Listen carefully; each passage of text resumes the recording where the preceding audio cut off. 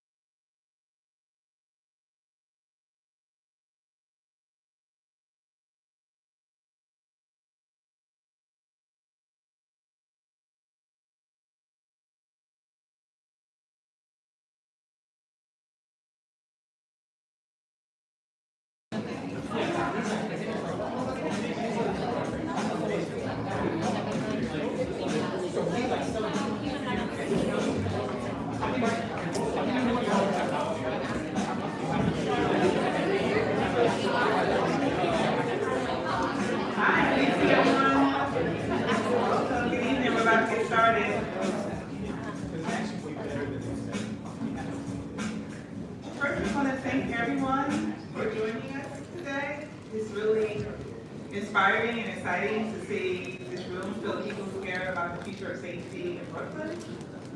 My name is Kira Shepherd, and I am the Vice President of Organizing and Policy at Common Justice. And for folks, there's some Common Justice fam here, which is great. For folks who don't know, Common Justice is an organization that develops and advances solutions to violence without reliance on incarceration or policing. We're one of the only organizations in the nation that is both a victim service organization and an alternative to incarceration that focuses on violence. I want to ground us in why we're here today. As many folks probably know, there's been a lot of conversations in New York City, a lot of decisions being made around safety, what it looks like, how we should invest in it, how we should define it, who shapes it.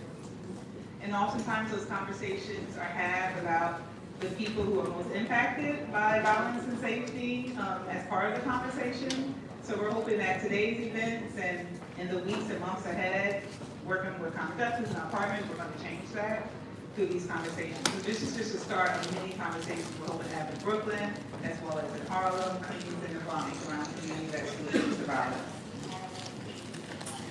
And this town hall, we're hoping to bring together, and with the other conversations we're going to be having listening sessions as well, we're hoping to bring together survivors of violence, people who cause harm, people who do work around criminal legal reform, community board members, and leaders to talk about the need for community-led solutions, and talk about the way that we can actually work together to really build systems rooted in care, prevention, and healing. So that's what this conversation tonight is about. We're here to listen, learn, and build together. And we're going to be listening to all of you. Hopefully everyone had an opportunity to fill out the survey with the QR code that the organizing team probably shared with you. So we want to hear from you during the Q&A and also with the survey about what you think about community-led solutions, what type of community-led solutions work, what type of community-led solutions we need in Brooklyn. We want to share information about victim compensation. How many of your folks here are familiar with victim compensation? Raise your hand. Okay, great. That's great. It means when you go places, people don't know about it. So we have the right people in the room. But as many of you might probably know, there were some reforms to victim compensation made at the end of December. And for people who don't know about victim compensation, it is a fund that's managed by the state that reimburses crime survivors after a crime has happened. So they can be reimbursed from everything from burial expenses, lost wages, medical expenses. It runs the gamut. But oftentimes, there's barriers to victim compensation that particularly impacts Black and brown folks. One big barrier that Common Justice and our partners worked on was getting rid of the mandatory police reporting requirement. And I have one of the sponsors of that bill, Senator Myrie, his office, I'm looking his office is here, which is great. So getting rid of the mandatory police reporting requirement, increasing the burial expense from $6,000 to $12,000, which is huge, and getting ready to generate conduct for homicide. So there's more work to be done, but that's just a start. So if you are interested in learning more about victim compensation, you go to that table up front, and we have brochures and more information about victim compensation and some of those changes. And what we also want to share with folks is just the importance of being involved and participating in your community boards as well. So we have someone who's going to talk about community boards. How many people here actually go to their community boards? Okay, this is great. You don't really see this, so y'all are active and y'all know what's going on in this area, which is amazing. Before I move forward, I want to thank all of our sponsors. We have a lot of really strong partners and sponsors for these events. So like I said, Senator Myrie in his office, thank you. Sandy Nurse, Assemblywoman Monique Chandler-Waterman, we're going to be hearing from someone from her office very shortly in about a minute. Enough, East Flatbush Village. And we really want to thank the Borough's President's Office for hosting us and also for sponsoring this event. And before I move forward, I'm just going to hand the mic over to Natasha Christopher from Monique Chandler-Waterman's office. Who's going to share some comments.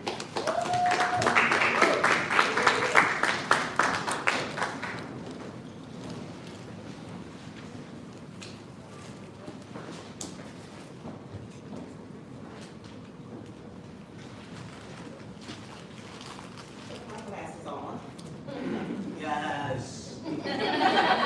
Lovely. Good afternoon, everyone. My name is Natasha Christopher. I'm a gun violence survivor. I'm also a program director for Grief and Trauma Counseling at East Flatbush Village and in our office. I am here today to represent Monique Chandler-Waterman from District 58. She extends her apologies for not being able to attend as she's currently in Albany working on the behalf of the community. I have the privilege of knowing Assemblywoman for 14 years, and it's been 14 years since my son has been murdered. And through this time, she has constantly championed community-led solutions. It is imperative to her to ensure that CMS, workers, and community-based organizations, especially survivors, who have been impacted by gun violence and violence, receive the necessary funding to continue their invaluable work efforts in safeguarding our community. I'm going to say this. I want to say shout out to my sister Shermer Chambers in the back. She's a survivor of gun violence. Pamela, she's also a survivor of gun violence. And we all had the pleasure of working on this bill with Common Justice, Kiara, to make sure that families impacted by gun violence receive the necessary funding, right? I keep telling people $6,000 does not bury a child, but we have gone up to $12,000 and it's better than nothing. But there's still more work to be done because survivors cannot wait on all the red tapes that are there when there's things to be done. We have families who are being displaced. We have families who can't put food on the table. And there's so much more to be do. I want to shout out my sister also, Coco, from both sides of the gun. And she's here, she's doing amazing work. I want to shout out my boss in the room, Mr. Ron. Thank you, Ron London. Mr. Ron, he doesn't like to call Mr. Ron. But I just want to say this, right? I tell people all the time, I am proud to be walking in my purpose. I tell people this all the time. I never thought someone murdering my son, I would be able to find my voice and now walking my purpose, supporting families impacted by gun violence. And there's so much more work to be do. Enough is enough. See that? We are enough. Thank you, speaker. Thank you. Now we're gonna show. Can we give her another hand, please?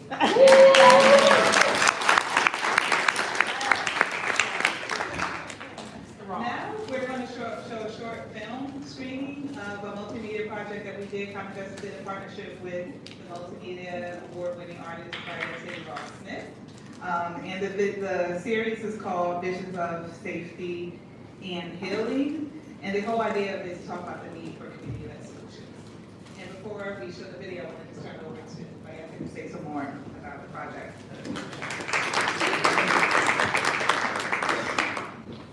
Thank you so much, Kira. And again, thank you all for taking the time out of your busy lives to be with us this evening, talking about community-led solutions.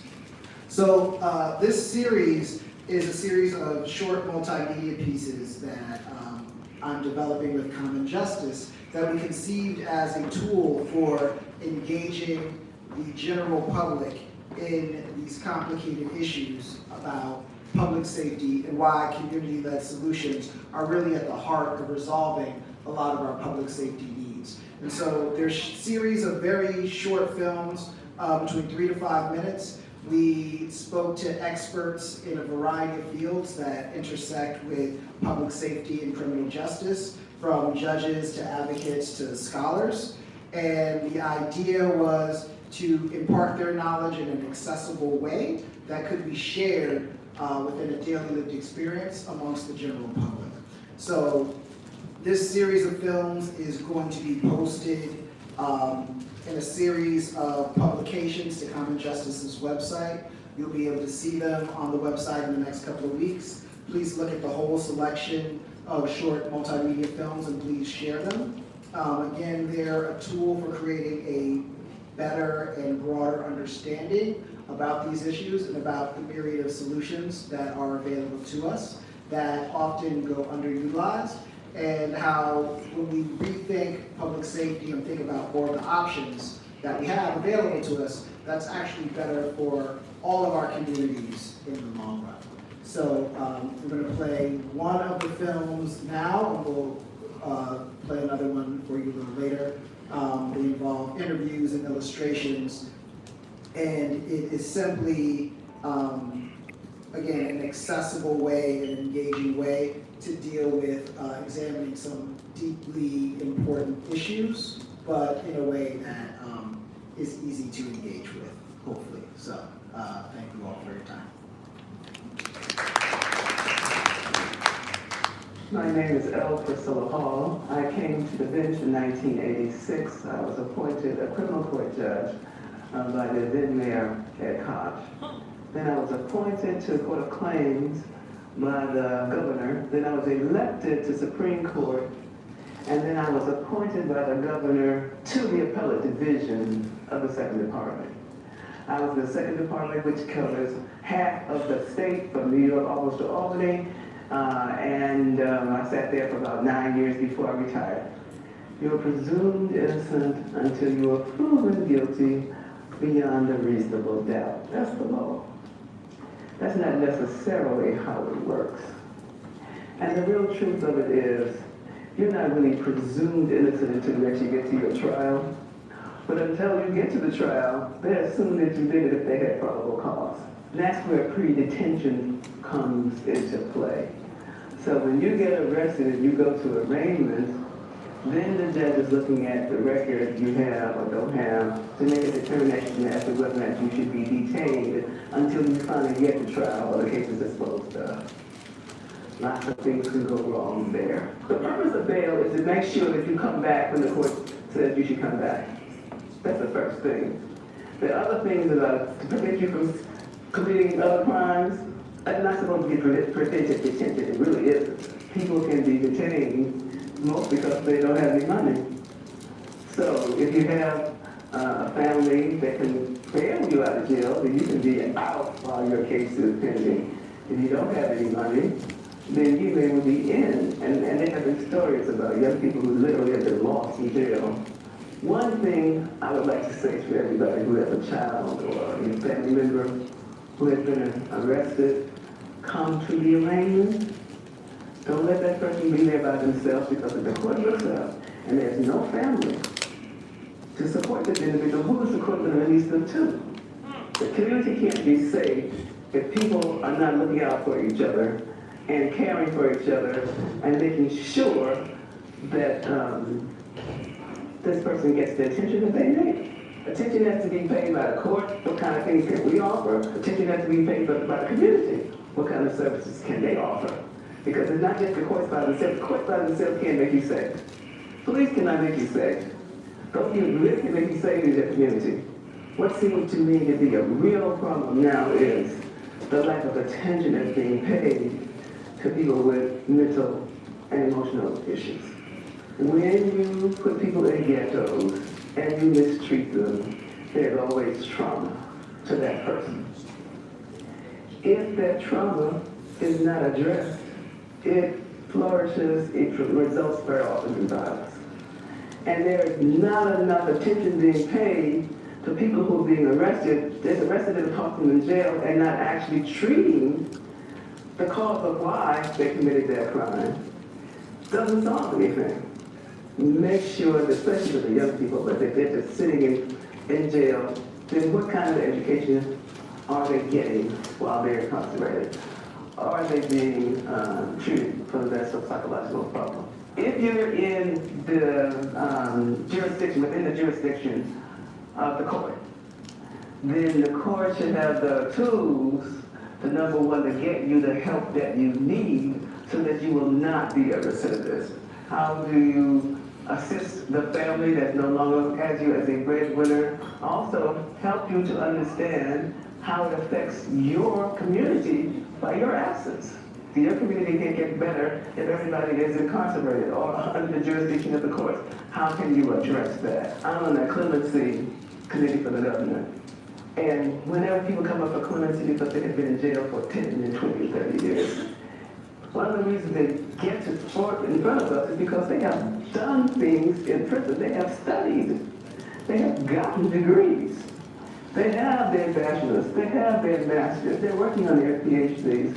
They're helping other people who are in jail to avoid some of their pitfalls. Now, if they're smart enough to do it in prison, how come somebody didn't give them the opportunity to do that before? If there's one, there's 40, there's hundreds of people who are in prison who have accomplished great things and wasted decades of their lives in a prison system when they could have been educated in the first place and then brought service to their community and to their families.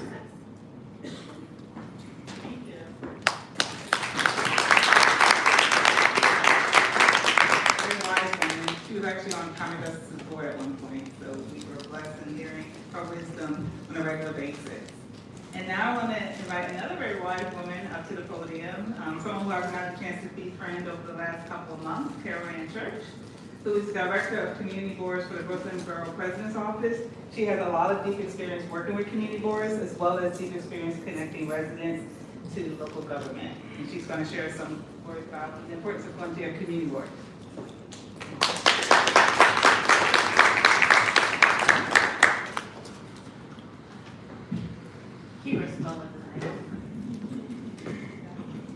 Good evening, everyone. Yes, I'm Carolyn Church, Director of Community Boards under the leadership of our Borough President, Antonio Reynoso. And I want to say thank you so very much for inviting me here today. I'm just going to talk a little bit about civic engagement and how that can advance your cause. Maslow's hierarchy of needs essentially said that our lower level or base needs must first be satisfied before we pursue things such as love, friendship, higher education, or self-actualization. Our most basic needs are air, because we just gotta breathe, food, because that's the only way we live, shelter, and then guess what? Safety. So what you're advocating for, improving community safety, isn't just for you, but for everyone. Whether you're rich or poor, educated or uneducated, whether you come from Africa, Australia, the Caribbean, wherever you come from, whether you're employed, unemployed, housed or unhoused, we all need to have a sense of safety. But community safety can only first happen when we ensure that the needs of everyone, amen. But who decides what our community needs? Who crafts those solutions? Our communities have the resources within them to craft the solutions that serve us best. But it is important in order for that to happen, it is important that we find space in every room, a seat at every table, to voice what we need, to have others learn of our lived experience and bring our lived experience into the decision making that will impact and change the dynamic. And New York City offers us a unique way of doing that. We have community boards. Community boards were first devised simply to allow New York City residents the ability to have a say in the changes that were happening in their community. This goes back, all the folks in the room may know, to the urban renewal that happened here in New York City back like in the 60s. That's where the original idea of community boards came from, that people in their communities could offer the agency bureaucrats, the elected officials, the decision makers, they can offer solutions to the things that impact them. Community boards are 50-member bodies that meet at least once a month to discuss all these issues. And it doesn't matter what it is. Once it impacts your life, whether it is trash pickup, whether it is a crosswalk, whether it is programs for the underserved, housing affordability, availability, doesn't impact your life, that can be an issue for the community board.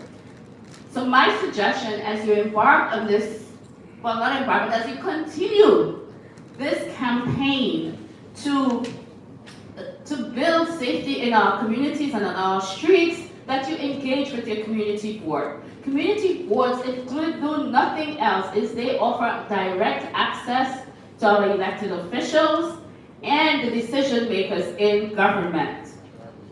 As a group, you can make your voices heard. There are many ways to engage with the community boards.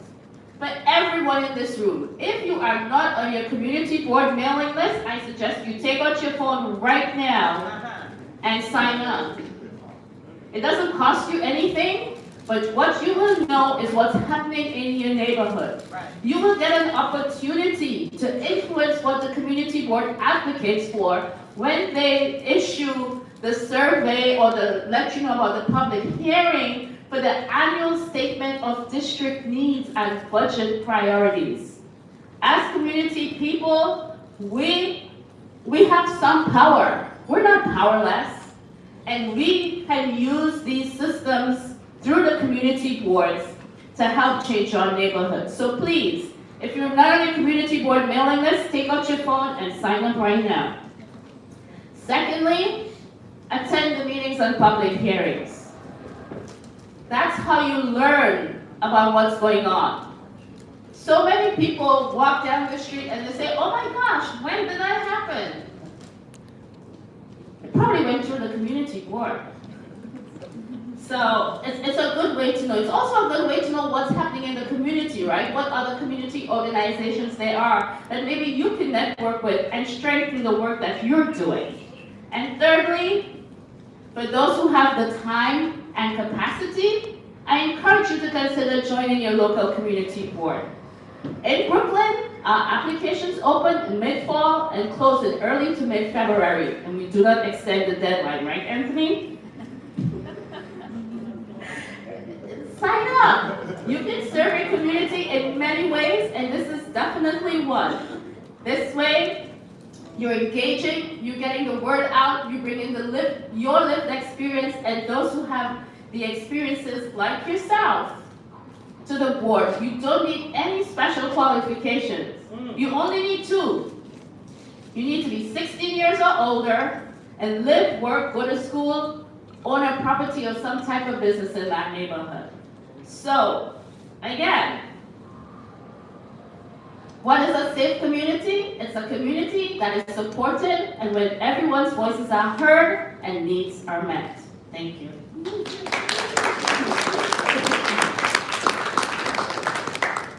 you so much, Joanne.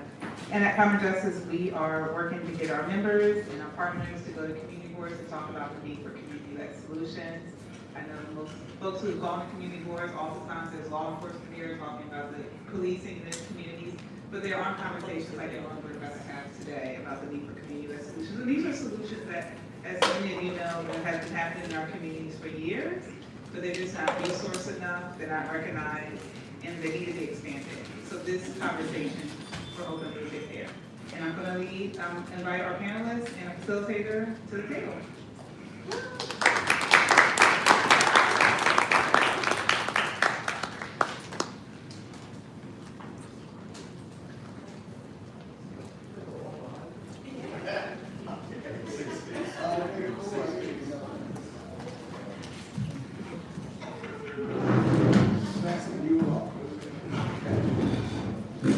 Good evening. Good evening.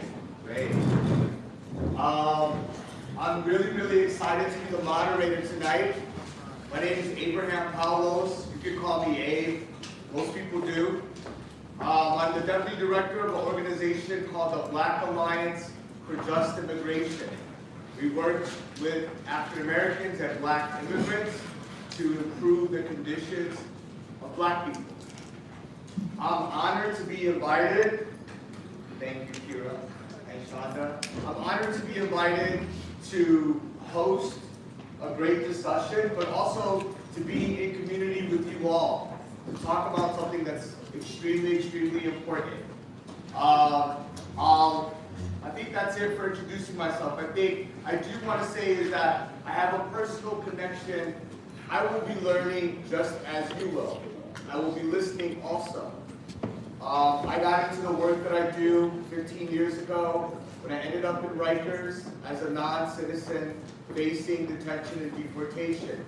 More importantly, the day that my case got dismissed, I had my youngest cousin get murdered, right? So there was a lot of emotions I was going through. But we've got experts that are gonna help us out, figure those interpersonal struggles out, what happens in the community, and lastly, what the city can do. Great? Feeling good?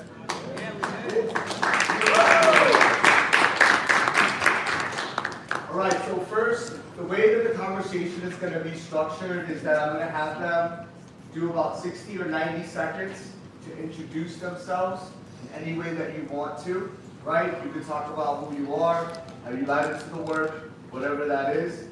Once we get done with that, there'll be the first round of questions will be focused on their work and the ways that they got to the work and the way that they think about the work. The philosophy behind it, we're going to move forward from that word. And just sort of the ideology behind the work, right? Like what makes their work tick and different. The second round of questions will be about what New York City can do, right? Because that's why we're here. We're here to learn all about that, right? And then lastly, we're going to go into a Q&A. That Q&A is really going to be about you and your questions. There are index cards that are going to be passed around. In those index cards, you can write your question down. At the end, folks are going to pass those index cards to me, and we're going to choose which questions to give to the brilliant panelists. Okay? So just an introduction about what we're going to do here today and the theme of the conversation. Across New York City, families, communities are living with the impacts of violence. Whether that violence happens in neighborhoods, our houses, or within the systems that are supposed to protect us. But we also know something else. Communities have always been creating structures and pathways to create their own ways of healing and safety. This event is about that. We're going to try to tackle one major question.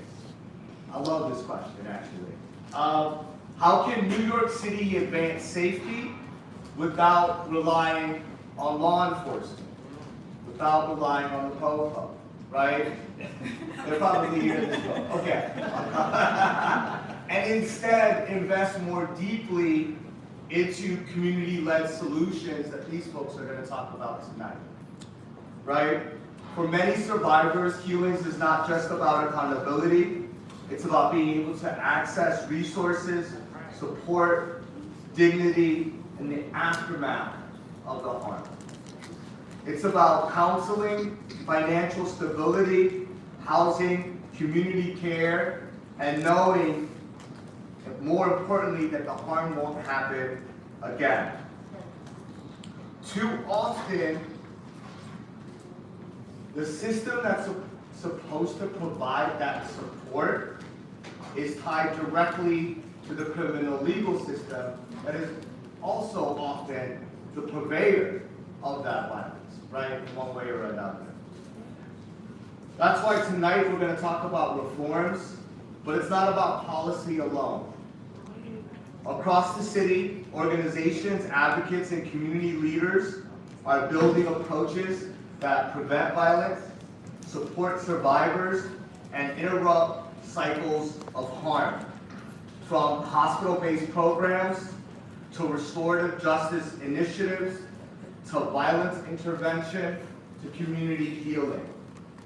Tonight we have an incredible group of panelists. Our goal tonight is not just to talk through the challenges, but to talk about solutions and what that looks like.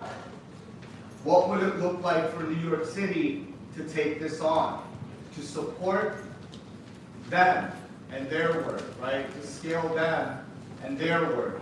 And what scale means, I just realized this a little while ago, it means to grow, to get bigger. For those of you that were like me a week ago. So ultimately, safety is the strongest when it's built within communities, right? And we're going to be biased about that. That's basically the foundation of that tonight. So with no further ado, I'd like to move it over to the panelists. And let's start, again, you guys got 90 seconds to just introduce yourself in any way that you want to introduce yourself. We're going to start at the end of the table.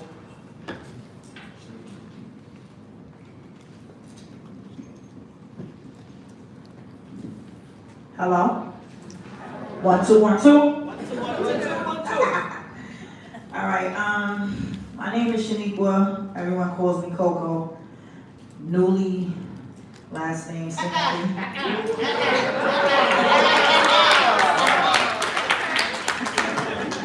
I gotta get used to this.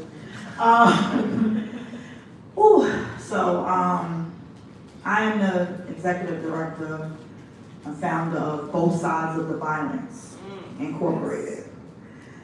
Both Sides of the Violence was born after my sister was murdered, but not after she was murdered. It was born 18 years later when I spoke to the person who murdered her, and decided to mentor him. That's when Both Sides of the Violence was born. When I first came into this work, which I've been doing this work my whole life, not knowing that this was the work, being around in my neighborhood, taking young people off the bench of Tompkins Projects and taking them to the city, because I was a foot messenger in the city, so I saw a lot of things. So I would take the kids there for free, and their parents trusted me at 17 to take them out the hood. And in the conversation I had with the person who murdered my sister, he said, I remember when you used to take the kids out and you never, took me. When I was 17, we took the good kids outside. You wasn't taking no bad kids nowhere. You know what I'm saying? Well, let's say bad, because they weren't bad, but what we considered bad, we didn't take them nowhere. We wasn't trying to be yelling and fussing and yelling at nobody's kids. You know, we wasn't doing that. So I took the good kids, you know, out to the city. But when he said that to me, first of all, I didn't even know he paid attention. We all from the same hood. I used to play cards at his mom's house. I didn't know he paid attention to that.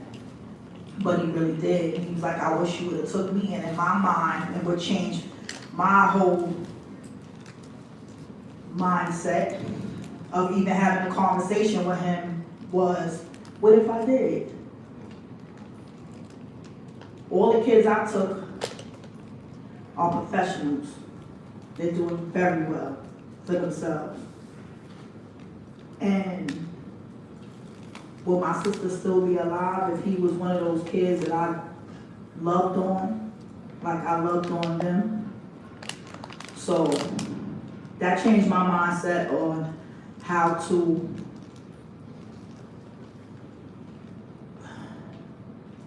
work with and love on the youth in my community. I wanted to be more authentic. I wanted to be more real. I wanted to be more, I just wanted to take care of my business, take care of my heal in the way that I needed to heal before I talked to somebody else about healing. I wanted to handle my business before I was able to tell a kid not to or to handle their business. So that's first and foremost. In working in SOS, Save Our Streets in Bed-Stuy, and then becoming a program manager at Man Up Inc. in Bed-Stuy. And I moved on to coming on to both sides of the violence. I saw a lot of my counterparts in a different way. It's different when you're working for somebody and then you actually become that colleague sitting in the same rooms. And in those rooms, I noticed that it's a lot of disconnect. It's a lot of disconnect. Everybody's worried about money. Everybody's worried about funding. But nobody is worried about that real home visit. That real jail visit. Because it's on paper you went. But we know you did not go. So, I worked real hard with zero to no funding to do this work authentically. Because these kids know when you're a fraud. And you have to look into yourself to see who you are in that mirror before you go tell somebody else what to do in their mirror. And community is very important to me because everybody talk about the po-po and this person, that person doing this to them, doing that to them, but community boards are important. I'm on my community board. I'm on that precinct community board. I'm on a clergy board of my precinct. Like, you have to be involved. And on our committees and our boards, we decide who runs that precinct. We decide. When they get crazy or they do something crazy, we at a meeting get rid of them. We're replacing you. Because you have to realize you can't say that's your community and be arguing and fussing and fighting with people. What are you showing these kids? I don't mess with the police, but if I slap you, you are down 911 right now. You understand? You can't decide when you want to mess with, or who you want to mess with, or how you mess with them. If this community is community, and if they're doing something wrong, make it right. And that's how we change the trajectory of how we move in our community and make things really happen.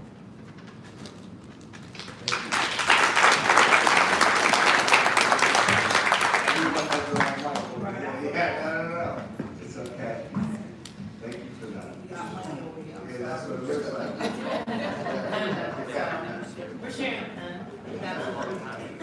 thank you so much for being here tonight.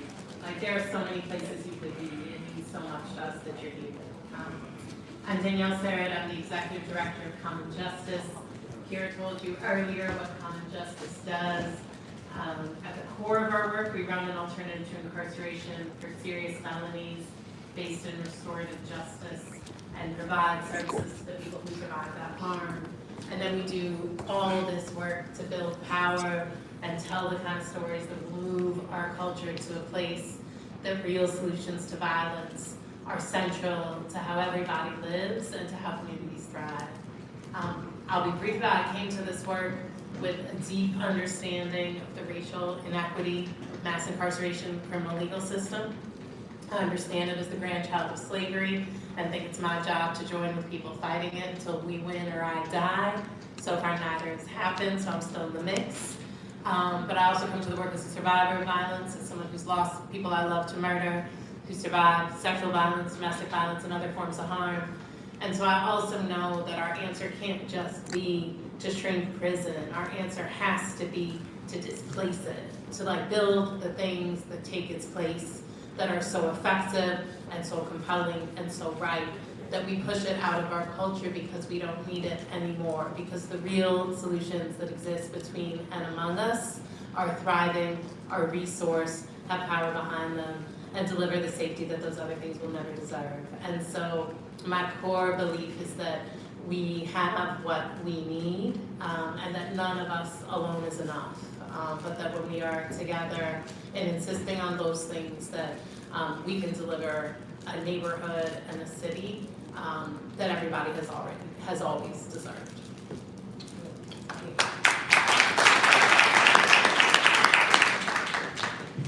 Good evening, Ramit Williams. Excuse me. I'm the co-executive director of CAVI, Kingston Funds Initiative. We're a youth development, community-based organization founded by Dr. Rob Gore, Kings County Medical Center, Kings County Hospital, emergency room physician. We use public health and youth development, social work practices to do our work. Joined today by my colleague, back behind that column over there, Anthony Busseret, other co-executive director of CAVI. I would say spiritually, I came to this work when my sister was shot and killed. I was 12 years old. She was at a basketball game. I stayed in this work most recently in 2024 when my niece, 18 years old, Ashley, was shot and killed, just being at the wrong place at the wrong time. I think in terms of beyond spiritual, within that spirituality, I'm here to change systems. I'm here to change inequity. I'm here to make a contribution to the things that matter. I think we have the opportunity to change a lot. As much as I've been on committees of my community board, I've never been a member of my community board, but I've gone to committee meetings. I've been on education committee, the parks committee. There was one committee I was on, one council, and that was the Community Education Council. And for those of you who don't know, the Community Education Council is within the New York City public school system. And that council is really important because that decides what curriculum is taught in your schools. That decides what teachers and principals go and work in your schools. So if you want to see more black and brown teachers, you want to see a more culturally responsive curriculum, if you want them to know where they come from and the contributions that their ancestors have made to this country, to this world, that's the place that you go to. You go to the Community Education Council. And so that's why I'm here. I really want to learn and listen more than I talk today, but I'm happy to contribute what I can to this conversation.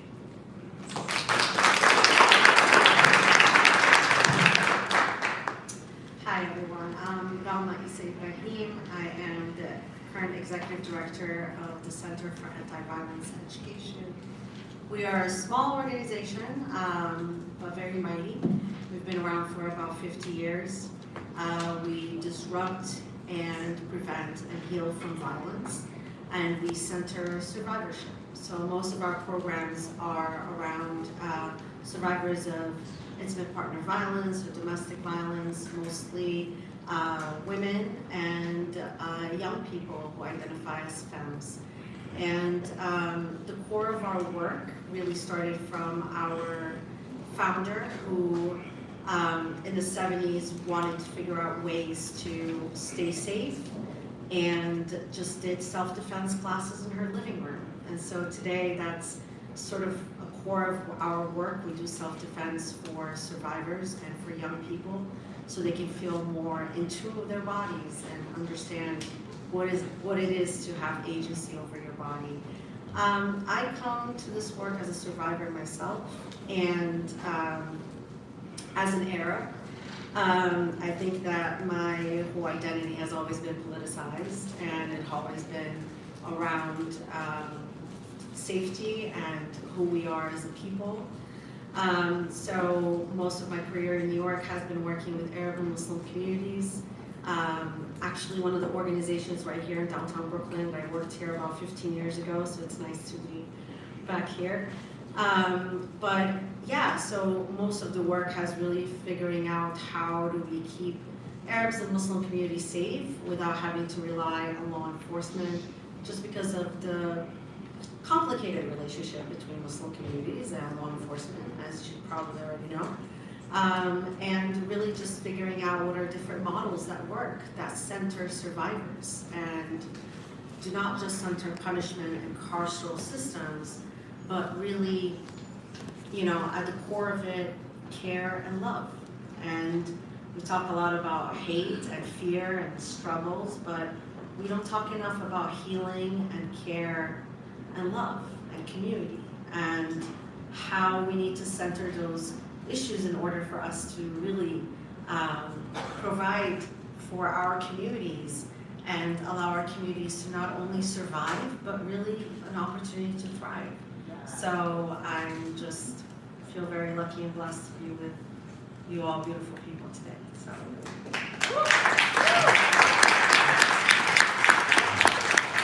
What did I say, right? I told y'all that everybody was gonna be amazing up here. Coco, first of all, I just wanted to say is that thanks for taking those kids outside into the city. You did your best, you know what I mean? I know you can't take everybody, right? And this question is really about both sides of the violence, right? And I know it centers on people who are perpetrators of violence and who are also victims of violence. And so the question is from your experience, what does meaningful healing look like for families impacted by violence? And what support do they most often need that they are currently not receiving?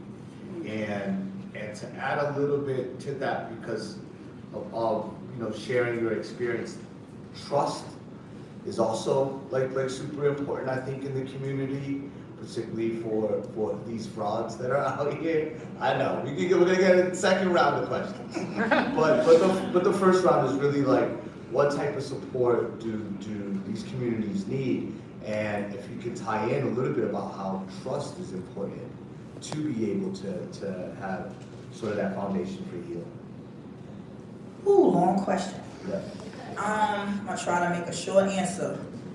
So, first of all, our families have to acknowledge that they're even going through something, because it's so normal in most of our childhood, like in our households, it's so normal that they don't understand that it's actually trauma. So first and foremost, they have to acknowledge that they're having a problem, that this is an issue, that this is something that they might need help with, because tradition, and I hate to say it traditionally, but black families don't never think they need help unless it's with money. Right.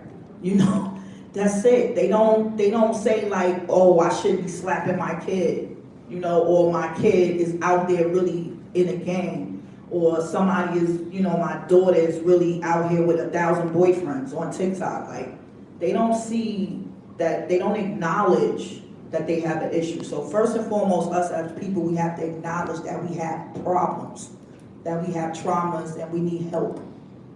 You can't help somebody who doesn't acknowledge that they need help. So that's first and foremost. Once they go out for that help, it has to be, and this is the most important part and the most difficult part for organizations, consistency.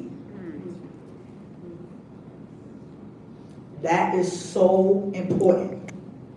With that consistency comes trust. I've walked by a bunch of young men in front of a store with poo shiesties on their face, 100-degree weather. Yo, what up? And these is neighborhoods that I ain't grow up in. But me, I go everywhere comfortably. So if I see it, yo, what up? What's going on? How y'all doing? Which nobody never does. But I do that. And the first time I do it, I love the first time. Everybody do, especially when I go with somebody, they be like, oh, how you do that? You know how they are, right? I don't say nothing. I love the first time because they looking at me like, who you with? What the, why you? Okay. Second time, what up? They like, yo, this chick is crazy. You doing it again. And I do it again. What up? How y'all doing? Oh, I like the sneakers you had on the other day. Just to let them know I'm paying attention. Then another time, hey, what's going on? Oh, you the same chick that, what up? Now you're getting a high. Now the next time I come, I'm gonna get a conversation. And then the fun goes away. And guess what? I can't come back on that block and I just got their trust. That's the problem. That's the issue, consistency. And it's hard to have consistency if there's no money.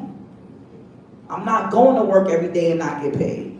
I have a family to feed, especially in New York.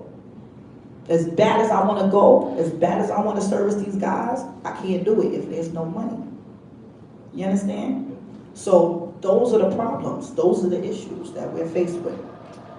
And if we have consistent money, or we come together with our organizations that does the same work as an agency, then maybe we can have permanent funds, and we can have this consistency, and we can do the work that we're meant to do.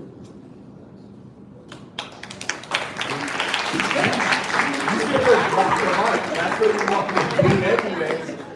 Just drop them like that. No, I appreciate that. So I'm gonna come over to you, Rama. I think that, you know, here your work focuses on state violence a whole lot.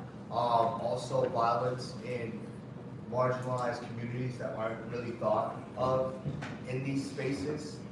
How do community-based healing and safety programs better meet the needs of survivors, particularly in immigrant, Muslim, and LGBTQIA communities? I'm gonna do this. It's a lot of work, I'm telling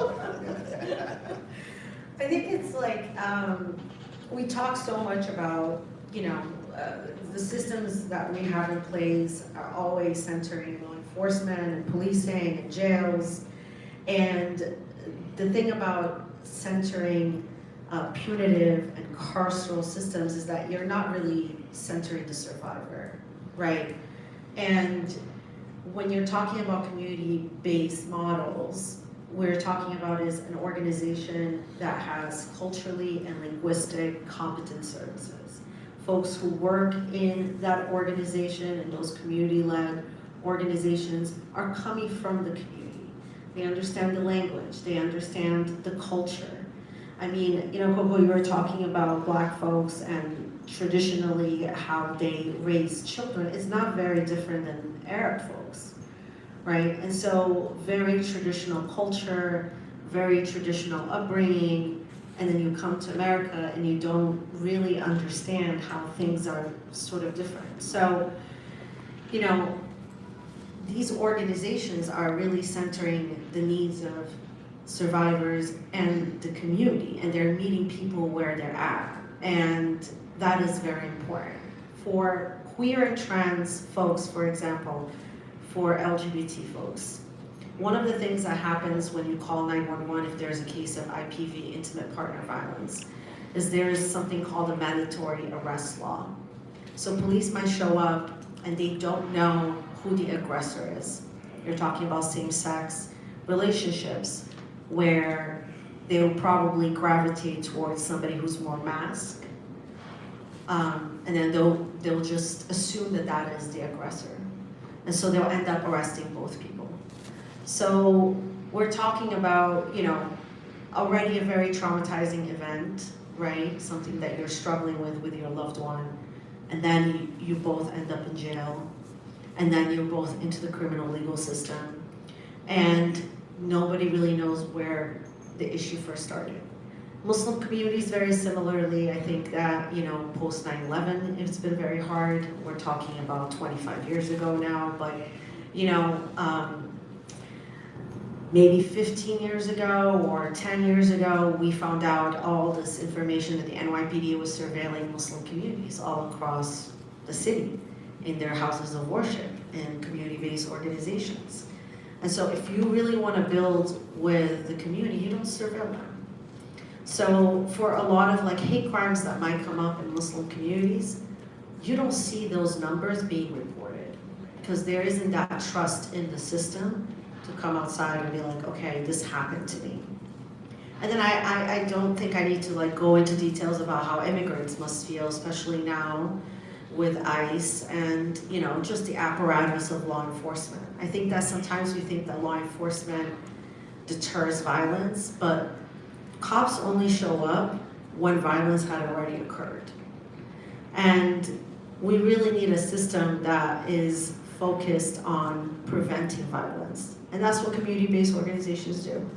They allow you to be in community with other like-minded folks, but also people who speak your language and are part of your culture. And you're allowing them to build community because, like, as everybody has said, even the judge, you know, was saying earlier, we really need to have people show up for each other. That's what safety is people showing up for each other.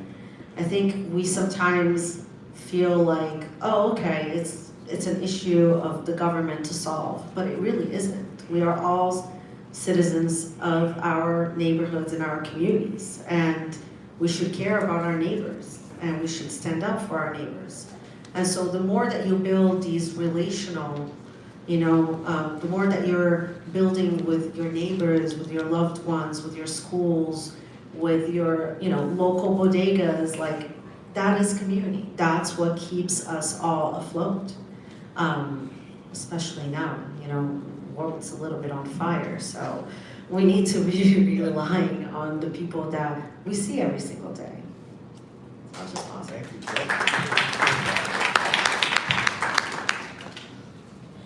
I'm gonna go to you, Ramik. I know you didn't wanna, you're listening, and I appreciate that, but we also wanna hear from you.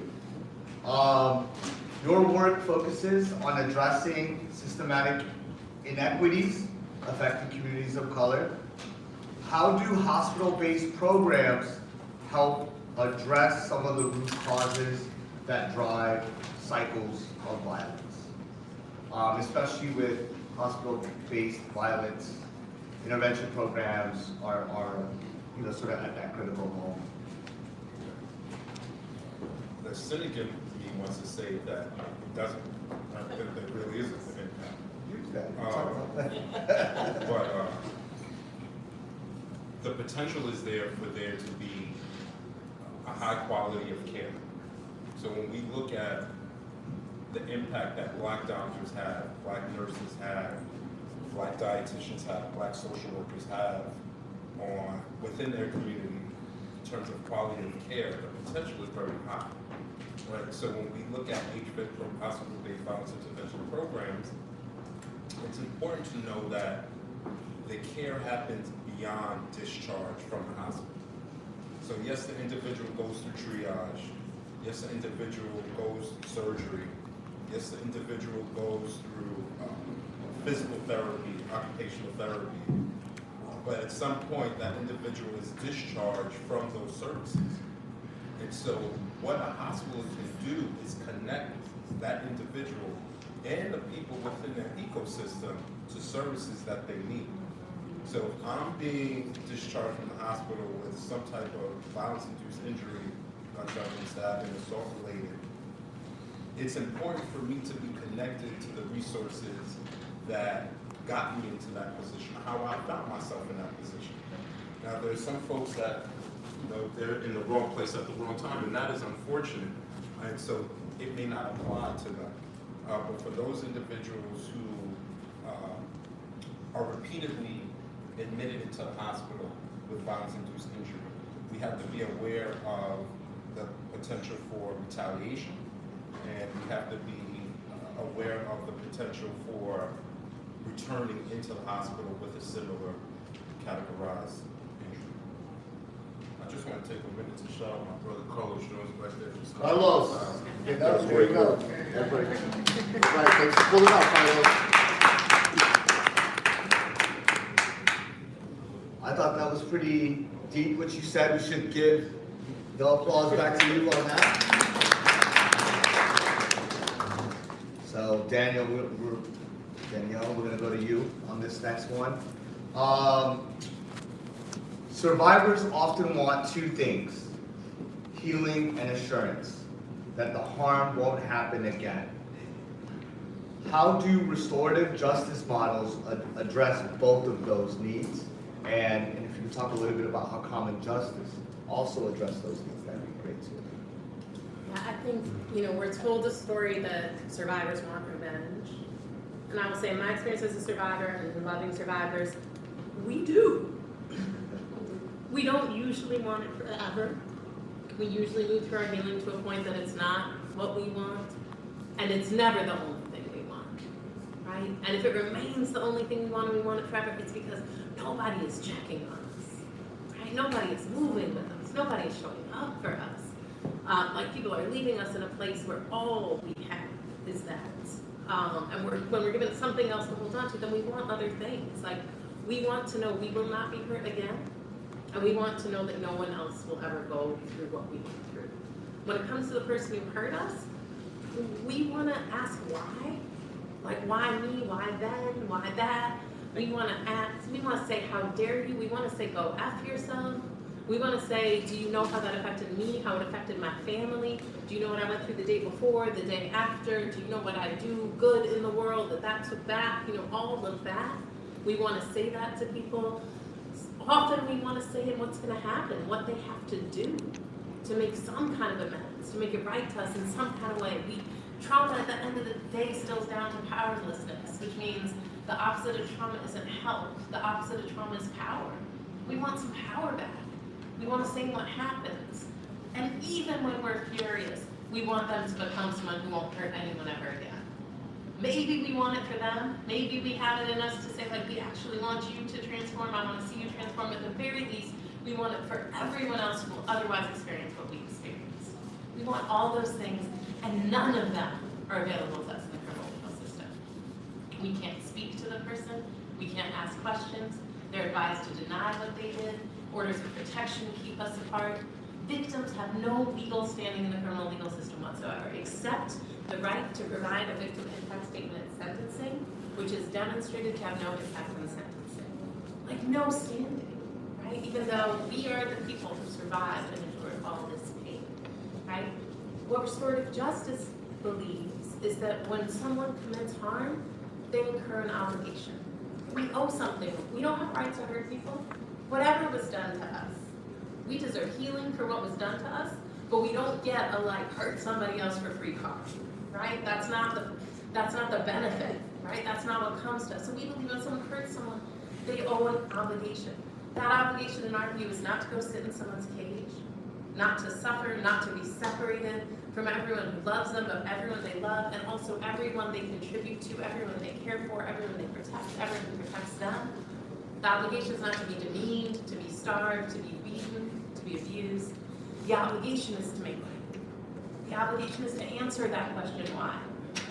To sit there and hear it, face the impact you've had on a person. Hear them say, go after yourself. Understand the impact was not just them, but everyone they love. To be with that truth. And to listen when they say the way you commit your right is by taking these actions. That these will start to bring me some measure of peace. That I'll believe that you care about what you did to me, and I believe you're not going to do it to somebody else. And so restorative justice at its best does that. A lot of things use the word restorative justice. If it's not good, don't trust it, like a lot of things say they're like chocolate and some are real chocolate and some are some nonsense, you know, like, you know, they're hoping to happen. But restorative justice is a process where the people directly impacted by harm come together and reach an agreement about how the person who caused that harm can address it and make things as right as possible. So it's not just a conversation and it's not just an apology. Like at Common Justice, we talk about accountability, not as feeling sorry, you're saying sorry, you're being sorry, but as doing sorry. Like what does that look like as a set of actions? And so in our work, we get cases that otherwise would be bound for prison. We do that through negotiations with district attorney's offices and courts. They come to us, the people responsible for harm go through an intensive curriculum. The whole program is usually 15 months longer if it needs to be. And in that curriculum, they talk about where violence comes from in their lives, when it became normal, right? How they got used to it, what they survived themselves and pretended it was fine, what they do, what they use violence for power, for money, for status, for protection, whatever it is, right? And really sort of what they think they owe to the people they hurt, right? What they owe for what they've done, what they think the impact was. And we simultaneously work with the people they hurt. People only come into Common Justice who've committed harm with the consent of the survivors, of the people they hurt. 90% of survivors given the option choose it. 90%. When I first saw that number, I thought like people were better than I knew.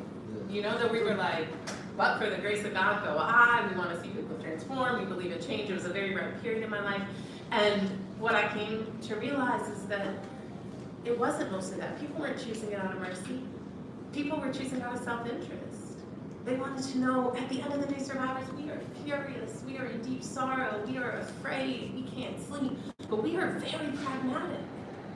And if we're faced with a choice of something that we believe will keep us and others safe, and something we know won't, we will choose the thing that keeps us and others safe. And all of us who've lived in neighborhoods where incarceration is common know that incarceration will not deliver our safety. If it worked, we would not have been hurt in the first place.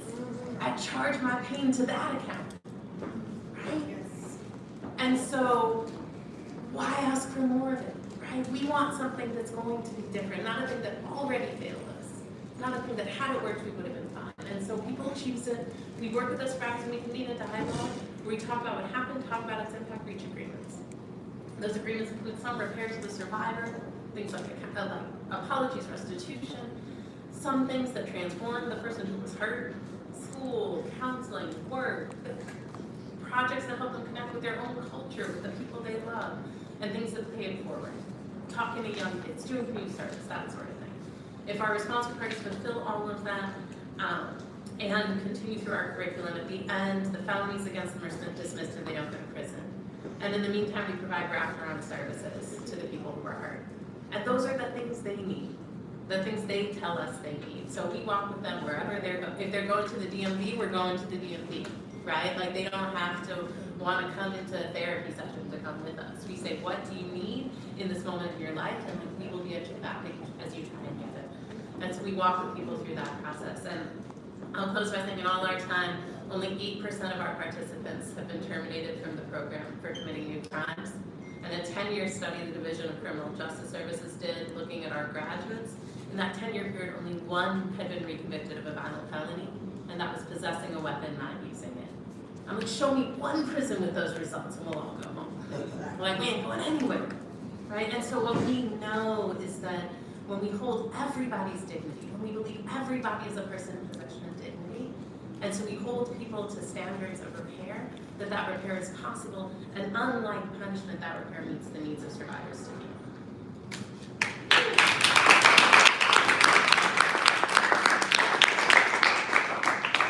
I'm taking notes also. This was amazing. This was amazing. I mean, I think some of the things that I've learned before we go into the second round of questions is how important trust is to consistency in the community, how like important cultural competency is, and understanding different vulnerable communities, especially when the biggest purveyor of that violence has been law enforcement, police and mosques, wild in itself. I've learned about sort of the actual physical harm, and like that part of healing right, is also connected to the spiritual aspect of things and to the community. And lastly, you know, I mean, understanding how healing is not just restorative justice, but it's also like transformative, right? Making sure that it can also transform the society. I cannot wait for your Q&A part, you guys. I feel like some of you are writing questions on the index cards, but we will get there. And in this second part, we're going to talk about New York City. We're going to talk about the structure, right? And how the city is at responding to these community-based organizations. And so the questions, and I always love this question because it's very generic, but the answers never are. What changes should New York City make so that funding and resources and policy decisions better support community-led violence prevention and healing initiatives that, you know, in the spaces that you guys work with? Basically, you know, how can New York City be better with the work that you guys do? So here's what I'll start with. I'm gonna mix it up a little bit. I'll start with you, Remy. Yeah. It's a few things, I would say. Right, we could be here all day, but I think it's, so I'll just give a quick story. A couple of weeks ago, we had a basketball tournament, youth basketball day. It's like 100 kids in there, and I was just looking at their sneakers, and almost 100% of their sneakers came from Nike. And it made me think, 100% of these kids are making Nike money. How much money has Nike invested in their community? How much money has Nike invested in their education and their future? Right? And so I was thinking, I was like, yo, okay, on average, this pair of sneakers, you got kids, you know what I'm talking about? It's like $100, 100 kids, right? And so you could do the multiplying factor. And I'm like, when was the last time I saw Nike donate anything that wasn't followed by a press conference? And so I think when we look at the entities that exist within New York City to address violence, to address public safety, to address equity, health, it would be beneficial for us to take a collaborative or collective impact approach to this work, right? Where we hold each public agency on a city, state, and federal level accountable to providing the services that they are already designed to provide, while also holding the private enterprises who benefit off of our children, off of our communities, and some would say, and I agree with this, exploit our children, exploit our communities accountable, right? It's through that I think we can have a better city. Like, you hear a lot of talk, and I'm gonna shut up in a second, because I really wanna hear, listen, like, you hear a lot of talk now about, we're in the budget process. Yeah, Anthony was supposed to be on this panel. Don't play that. He's over there. It's my fault. It's my fault. You hear a lot of talk about the budget process and the mayor and the governor going back and forth about there's not enough money to cover the budget deficit. How? When you think you have JP Morgan, you have Wells Fargo, you have Bank of America, you have the tech industry, you have the fashion industry, you have the movie entertainment industry, you have all of these collectively trillion dollars coming into the city, right? How is there not enough money? Give them tickets. So when you ask me, what can we do? We could hold the people accountable who are exploiting us. And like, we can get into the impact that social media has and how there are distractions and how all of a sudden we're at war and all of these things, right? But if you ask me, it all comes back to the dollar. It all comes back to capitalism.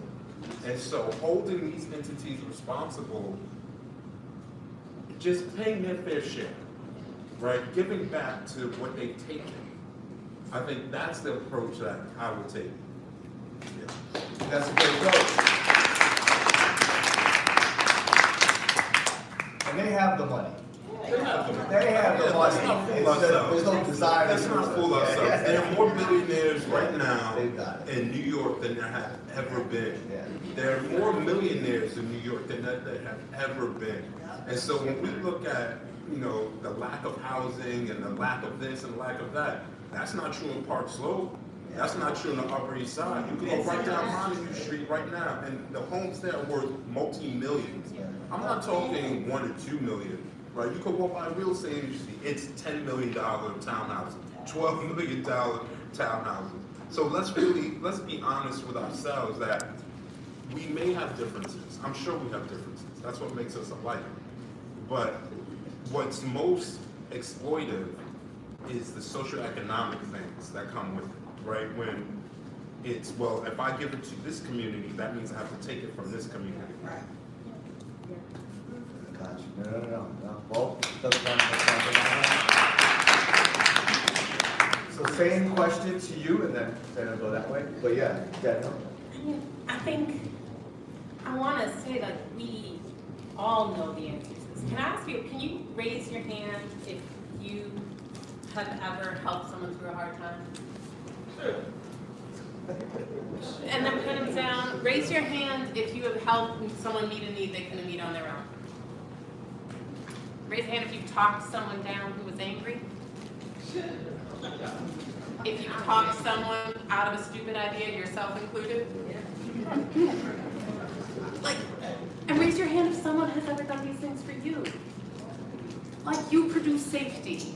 Like, this is what produces safety. Right? You know what it is. You know when you are safe, you know when you are not. You feel it in your body walking down the street. Like, you know what's happened, you see it all the time. Like, the things you know about when and how you've experienced safety are expertise. And like, no research, no anything is of like how you're standing than the things you know from your lived experience of being safe, of being unsafe, of being in service of other people's safety and well-being. And so that means like, for me, I'm like, neighbors are working. Like, we are keeping each other safe. Community-based organizations are working overtime. CPI organizations, community violence interrupters, are working. Transformative restorative justice is working. We are not resourced at the level we need to be, right? Like, Veronique is right. We are not resourced, and it is not for lack of money, right? I always think about, like, the lesson I was taught that, like, budgets are moral documents. Like that if you want to know what a city values, don't read its charter and don't read the mayor's webpage. Like, look at the budget and it will tell you what is of importance to the city. And so for me, I'm like, everybody who is an expert in this is also a person with power. It's like there's organized money and there's organized people, and I might be wrong. My guess is our main thing in this room is not going to be organized money, though if it is, Common Justice has a huge deficit, so do these beautiful other organizations. Find us after, give everything you have. But if what we mostly have is people, and I mean at our best, maybe we have some mix, but if what we mostly have is people, then what we need is more people. What we need is to be in relationship. What we need is to move people from despair into action and to believe that collectively we can insist on all these things and that we can deliver the consistency that Coco's talking about, right? Not like we give $5 here today and then $10 here the next day and 20 here the next day and nobody has a shot at it. Like, we don't fund the NYPD once every 15 years, right? Like every year. We have $13 billion every year. If you give any of these people up here $13 billion once, you would feel the difference in your lived experience, right? And so we have these resources. There are 1,000 ways we can make them, that we can bring them to bear, and the way we'll command them is together.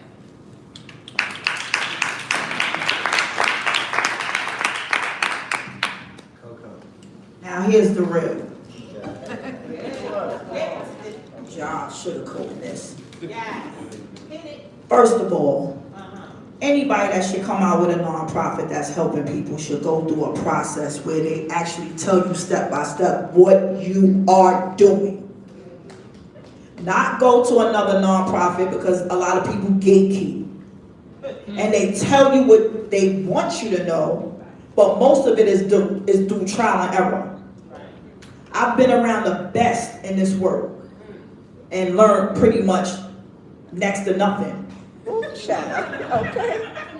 I've learned from doing the work myself, being that worker, right? Get around people that are executives, and now all of a sudden, oh, call me, I'll tell you. Call me, I'll tell you. Oh, we should meet for lunch. I ain't had lunch yet. I love Red Lobster. I ain't been there yet. Call me, I'll tell you. No. Phone don't. Mm-mm. Text messages. Mm-mm. Even WhatsApp. Mm-mm. Unless something happened or they need you for something. That's when it happens.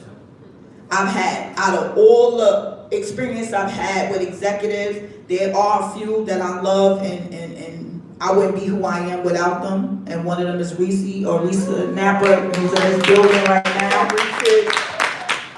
Like the only person who didn't gatekeep. The only person that said, you know, call me and actually answer when she can. But I respect when you can. I don't respect the not answering. And then when they see you in person, oh, why you ain't call me? No. That's what New York has to change. New York has to change in a way where our systems are for everybody. And everybody got to go through these steps in order to become the nonprofit that they dream to be. It shouldn't be through trial and error if all of us are in the same circles. Right? It shouldn't be that way. And then, let's talk about the money. Right? Because y'all got the right one at this table. Talk about it, Coco. I'm tired of these cardboard checks. I'm tired. I'm tired of these emails. You were awarded. But guess what? They don't tell you that if you don't have the money to spend, you ain't getting that money. And if I had $50,000, what I need you for? No, serious. You have been awarded $50,000. I've been awarded $50,000 3-4 times. Thank you very much. Thank you, God. But I only seen it once. Wow. Once. And I can't even take that award letter to the bank and get a loan. Because that would make sense. You take the award letter and get a loan for the money, you spend it, and then it's reimbursable. I could do that. But if you telling me I gotta show you I spent $50,000 in order to get that $50,000, how is that helping me? How is that helping my community? How is that helping my consistency? How is that helping me being outside? How is that helping the trust that I earn? How is that helping me? So no, give me my money. Thank you. And if I mess it up, then I'm out of here. But if I do things the right way, and you see the progress. And we have a real evaluation system, because this system changes every 5 minutes, who we report to. If we have a consistent evaluation system and you see that I've done everything I'm supposed to do with that $50,000, then give me another $50,000. And if I do everything I'm supposed to do with that $50,000, give me $150,000, because now I did what I was supposed to do. But don't tell me I got $50,000 and I don't see that $50,000 because I ain't had $50,000. That makes no sense. And the only people that's really doing this work is broke. Thank you. It's broke. I'll take some food stamps in a minute and feed my healing circle. What you talking about? Okay. And mind you, I can't get that reimbursed because it was EBT. But everybody in that circle ate, and everybody in that circle learned from something. They learned something from that circle. They healed from that circle. And they still coming back. And they still coming back. But that's only from my tenacity. That's only from me saying, I'm going to do something different. That's from me saying that this is more important than what y'all try to do to me. Or how y'all trying to put baby in a corner. I'm out that corner. I'm going to do what it takes to do what I want to do, because that's my passion. I'm not an angry black woman. I'm a passionate black queen. So that's what New York got to do better. We gotta bring out these queens and these kings that's really doing this work with no bread, with no money. And stop this reimbursable thing. Cause honey, if I had 50,000, I wouldn't need you.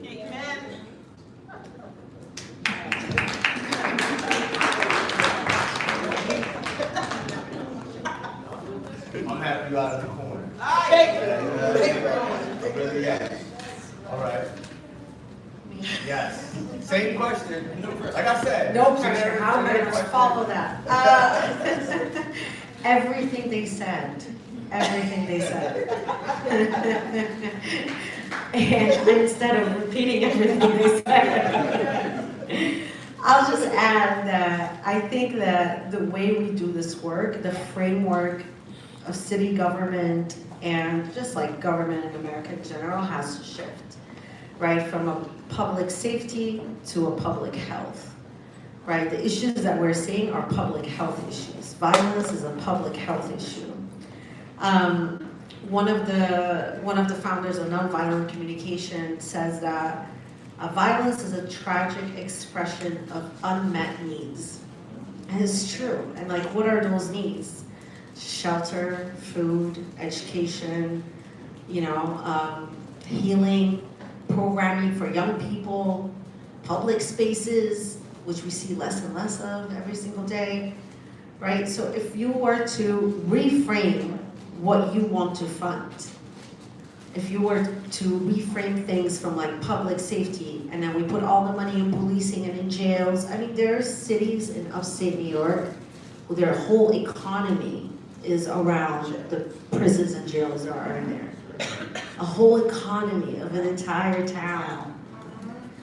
So what if that entire town's economy was, I don't know, man, like rehabilitation?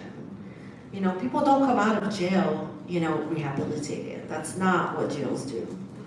So if you were to change the framework and see things differently, then you would invest the money differently. And I agree, it's not this idea that there is no money. I mean, $12 billion were spent the first day that we bombed Iran. 12 billion. And the president just asked for $200 billion from Congress. And this country is the only country in all developed nations that doesn't have any health care for its people. The only country. We learned nothing from COVID. People lost their jobs and their health insurance, and we learned nothing from it. And so I think, like what Danielle said, budgets are moral documents, and we have to hold the people in government accountable. Don't tell us that you're going to invest all this money in changing a little bit this and a little bit of that on the agency. Tell us that you're going to shift entirely how you see violence, and that you're going to invest in housing, in education, in healthy foods. Brooklyn Movement Center, which is a small organization in Bed-Stuy, they came up with a report a few years back called Invest in Black Futures. And they compared two neighborhoods, the Upper East Side and Brownsville. And folks in the Upper East Side, their life expectancy was 90. And folks in Brownsville was 70. 7 years old. That's 20 years apart in the same city. There's definitely not as many cops in the Upper East Side that there are in Brownsville. So all of that money that you're investing in policing, you're not doing that same investment in this other neighborhood that is really not that far away. We're a small little island, But people in the Upper East Side live longer. They have better schools, they have better hospitals, they have better food, healthier food, access, and folks in Brownsville don't. And so it's one of those things that I like to say this a lot, it's really not rocket science. It really is not. It's very, very simple. And everybody in power wants you to think that it's not, that it's very complicated, but it's not complicated. It's all about the money. Just invest in communities. And to invest equitably, you're gonna have to invest in Brownsville way more than you invest in the Upper East Side. That is true. But that's equity. That's what equity looks like. And we don't have that in our city government, our state government, and our federal government. We just don't see things like that. So changing the framework, I think it would be a big step to like, okay, now where does the investment go?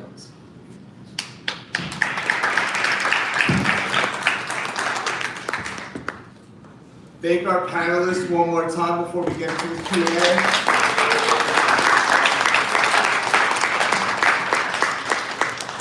All right, so for the Q&A part, I got a bunch of questions up here, but I'll say one question, one or two of you guys max will answer that question before I get to the next question. Do we feel good about that? Yeah, it's not like a fire round, but in a way it kind of is. All right. Mayor Mamdani recently introduced the Department of Community Safety.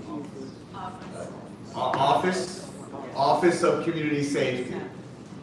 Do you think that will help expand community-led solutions? What are some of the challenges to the office? Who wants to take this? Right here? Okay. All right, there you go. I think we have to be careful. Right? I think we have to be careful about the shiny object. Because the office was announced, but a budget for the office wasn't announced. Thank you. But what did happen is the Thursday before the announcement, organizations like mine received an email saying that your programs are going to now be under this new office. So the budgetary shift has happened. So the money that was being allocated for all types of programs under DYCD is now going here. But there's no talk about replacement of that lost funding for DYCD. So we have to be mindful and be on the lookout for the hokey doke. Yeah. And so I think the potential is there. I had an opportunity last year to go out and visit what they're doing in LA and learn from other people. It's like a national conference. And what they're doing in like Memphis and Houston and Cincinnati and even Newark right across the river.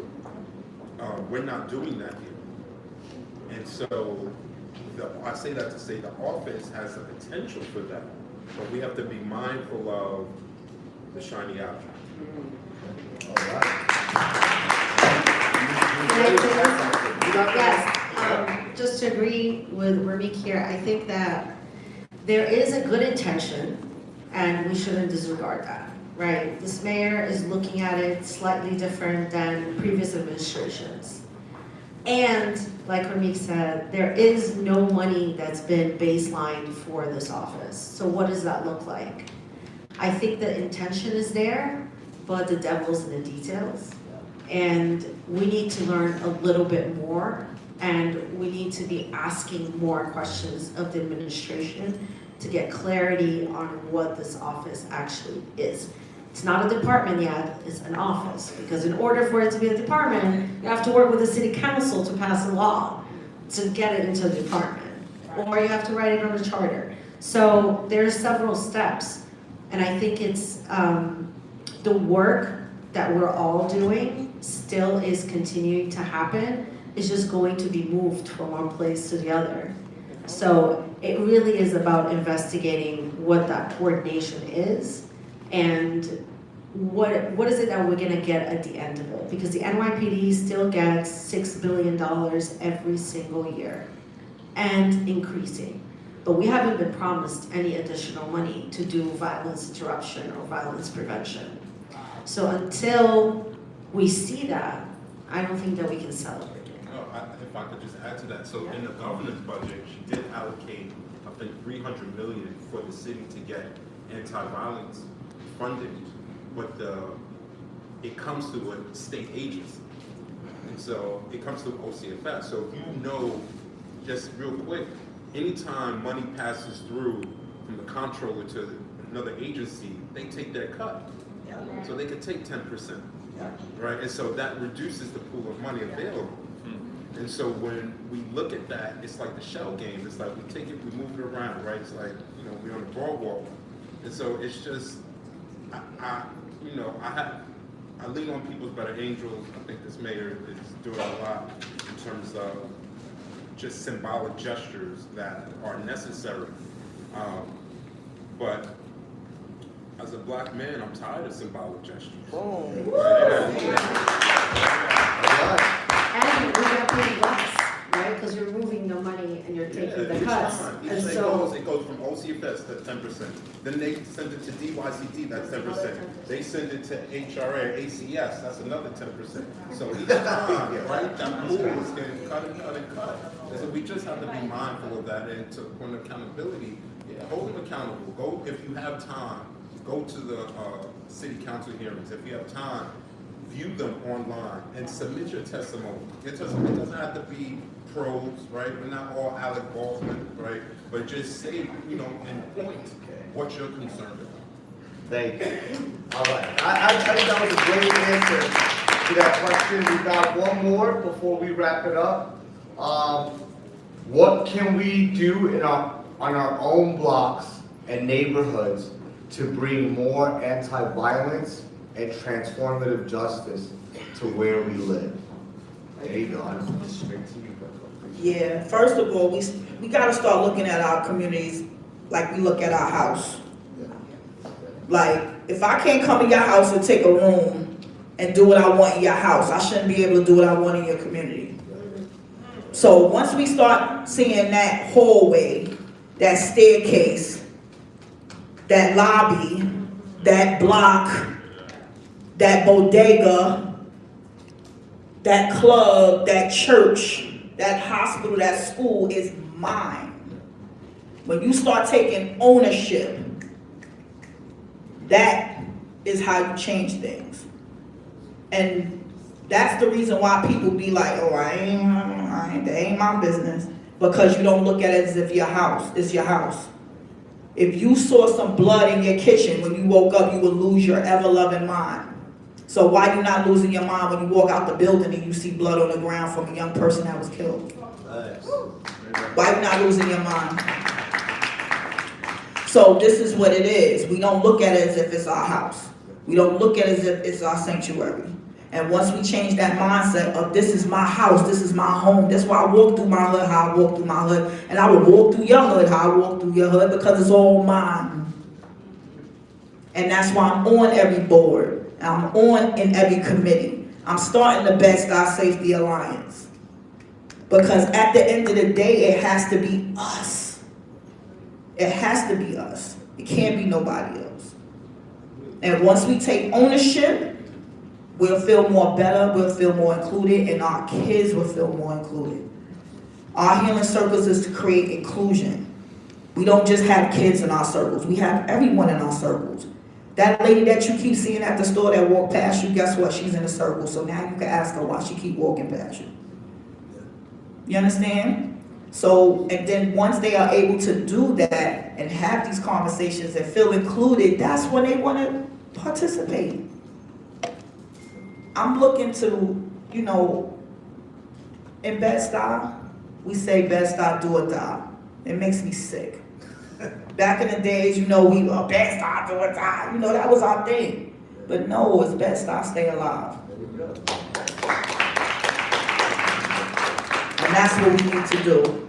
And we need to pay attention to who's in our community, who's in our house, who lives there. What are you contributing to this rent? What you got on this rent? You understand? Once you have this mentality change, this mindset, then you start to pay attention. I don't like that couch is green. We'll make it red. We gotta decide we want it red. You understand? We gotta create that inclusion. Once you do that, we feel safe. And that's how we change things. Lastly, Danielle, if you wanna bring that up, and then, you know, if you wanna also talk a little bit about Until We Reckon, how that, yeah, okay. I'm not gonna talk about Until, that's a book I wrote, and I'm not gonna talk about that. What I wanna really, like, just join in Coco's offering and be like, reach your neighbors, know your neighbors' names, all of them, like if they're living in your house, like if they, like my child between my house and his school can greet everybody we pass, right? And they greet him back, and some have nicknames for him, they don't know him, but they all like get in relationship, right? And then we have to build and access the levers of power. So like community board meetings are sometimes boring. I'm not gonna lie to you. They're very long. Not all of it is exciting. There is so much power there. Elected officials cannot afford to be on the wrong side of their community boards. They're incredibly unique in New York. There is nothing else that has so much impact on power and such an open door for entry. Nothing like it. Anyone can walk in and participate. And if you're there long enough, you can leave. You can have an official seat. And power has to contend with you. Right? Like this mechanism is there, this pathway is there. And so if you can tolerate a meeting, go. And you can think your own thoughts in the meeting, like dream a little, like dream of what you want to do next after the meeting. And whether it's that or something else, I'm like, those same neighbors you greet, like talk to them about what you want to see done. And like join together and insist that that gets done. Like there is nothing we can't win if we actually get in a relationship with each other. And that will include conflict. Like I think this wonderful lawyer Blake out of St. Louis last week said, he quoted one of his favorite formulas, which is people plus time equals conflict, which I found very beautiful. You'll be in conflict with people. Great.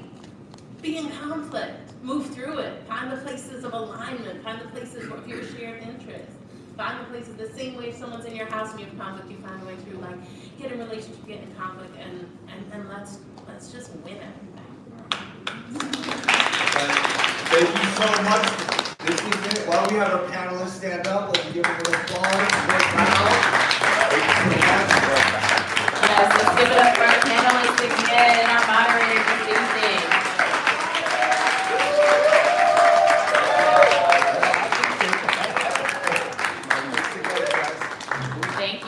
Thank you. And as we all know, my name is Sherelle Richardson, Director of Organizing here at Common Justice. As we all know, these conversations are only 45 minutes long, but they need to be even longer and the work continues. And so this evening, as we talked about the real and what needs to be done and the lack of resources here in Brooklyn, specifically talking and focusing on Brooklyn this evening, we know that there needs to be change in how our system is currently doing things. We know that change can start directly with the community members in this room, organizations in this room. We need to be the ones taking charge, and we need to be the ones asking our Congress and elected officials to make these changes that are really centered in community-led. And so just a few announcements. We are taking these conversations into smaller groupings in partnership with community boards in Brooklyn. We're starting with community board 5, 3, 9, 16, and 4. So if you happen to live in those particular communities and know that you do, we would love to make sure you identify that on the QR code survey this evening. Please, we have these conversations, but there are next steps. And so when we leave these rooms, we don't just want to talk. We need to make sure we know what is next in action. Everyone gathers, everyone has discussions, and everyone has conversations. But what is next? And so fill out this survey so that we can take these particular questions that you guys have around thoughts on public safety into our smaller conversations and listening sessions, so that we can develop resolutions with our community boards that get passed, that show narrative power on the local level, so that change can happen. The same way Danielle just talked about, we would love for everyone to find out where your community board is. Go to a community board. It's lots of drama, I say sometimes. You hear everything, you see everything. But please take a moment to do this survey this evening. As an organizer, I would appreciate that. Kate and I will follow up with you. And please, if you're interested in these conversations and going deeper and further with us, April 22nd is our monthly membership meeting. Every fourth Wednesday of the month from 6 to 8 p.m. It is hybrid, so you can come into our downtown Brooklyn office or join us remotely. Thank you all so much for your time. Please get home safely.